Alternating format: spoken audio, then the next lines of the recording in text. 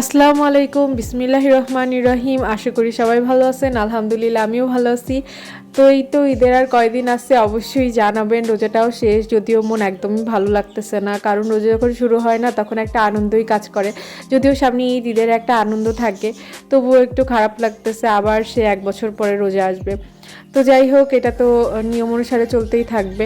তো আজকে হচ্ছে বিকালেই ভিডিওটা শুরু করলাম। এখানে হচ্ছে আমার ল্যান্টেনা গাছ ছিল। আপনারা বলবেন কার কার বাসায় ল্যান্টেনা গাছ আছে আর কার কার এটা ভাল লাগে। আমার যদিও আগে একটা ছিল, বাট গাছটা না মারা গেছে। গাছটাতে প্রচুর ফুল ফুটতো, দেন এই ছোটো একটা আছে।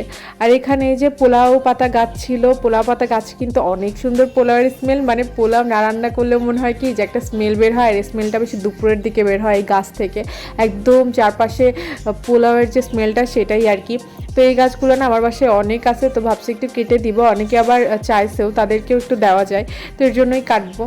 তো যাই হোক, তারপরে হচ্ছে এখানে দেখেন আমার গাছে কিন্তু আতা ধরছে। এবার অনেকগুলো আতা ধরছে মাশাআল্লাহ, আলহামদুলিল্লাহ। যদিও গাছে পাতা নেই, কিন্তু আতা অনেক আছে, বাট পারবো কীভাবে সেটাই টেনশন। পাড়াটা অনেক রিস্কি, তবুও চেষ্টা করতে হবে পারার জন্য, নাহলে পাখি খেয়ে যাবে। পাখিদের পাশাপাশি তো আমাদেরও একটু খাওয়ার দরকার আছে।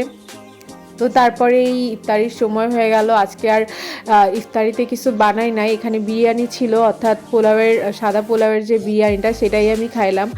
আর এখানে এই যে মাংস নিয়ে আসছে, এখন মাংসগুলোকে ঠিকঠাক করতে হবে, যেহেতু সামনে ঈদ।